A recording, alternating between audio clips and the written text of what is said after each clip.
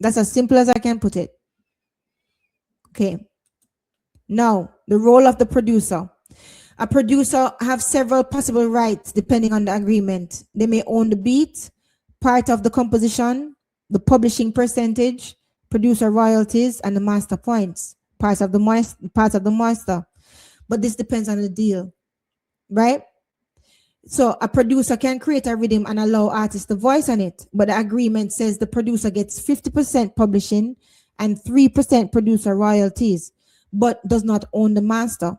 In that case, the artist or the label may own the master, while the producer earns from publishing and royalties only. The main lesson here, producer rights must be clearly separated. Beat ownership, publishing, royalties, and master ownership are not the same things. They must be separated. What's the role of the artist? The artist contributes the voice, the lyrics, the melody, the brand, the audience, the band. Artists do not automatically own every right unless they keep it contractually.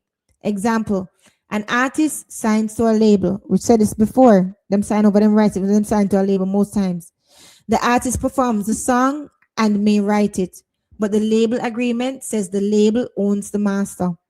The artist may still receive royalties and publishing, but not master ownership. The main lesson, artists create value, but the contracts decide how much of that value they actually keep. Artists need to wise up. Role of the manager and investor, right?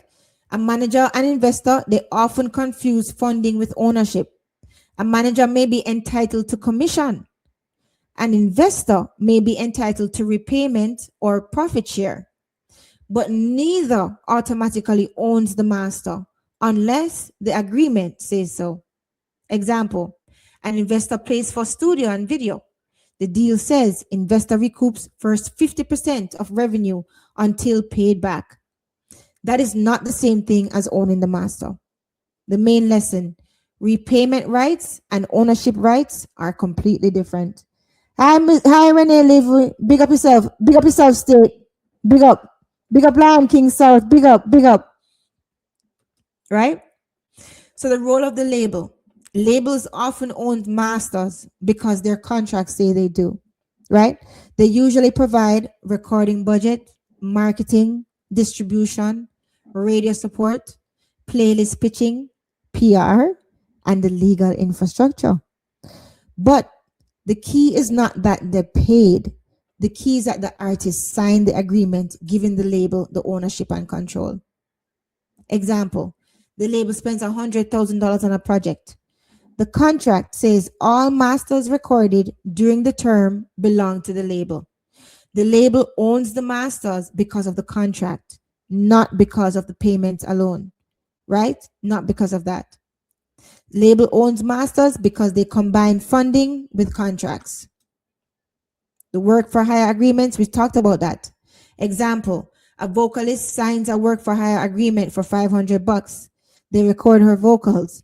The agreement says all rights belong to the company.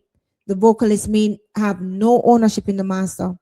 Main lesson, work for hire language can remove ownership before the creator even realizes that they had any. You have to be careful of work for hire languages because there's a lot of work for hire language that fly over people's head when they don't know that they're actually being a work for hire. If you're going to be a work for hire, do it on your own accord. Right? Sometimes it's easier because you don't bother with the paperwork and you don't want the strings attached and you don't want any, conflict if something bigger come up. But make sure you know that you're a work for hire. Right? Sometimes there's hidden language in some of these contracts that makes you a work for hire without you even knowing. Big up yourself, Melio Sounds. Big up yourself. Right? So these are 5 ways that artists accidentally give away their masters. These are traps, people. And most people don't even realize that they've signed them. Okay? Work for hire clauses. This is the silent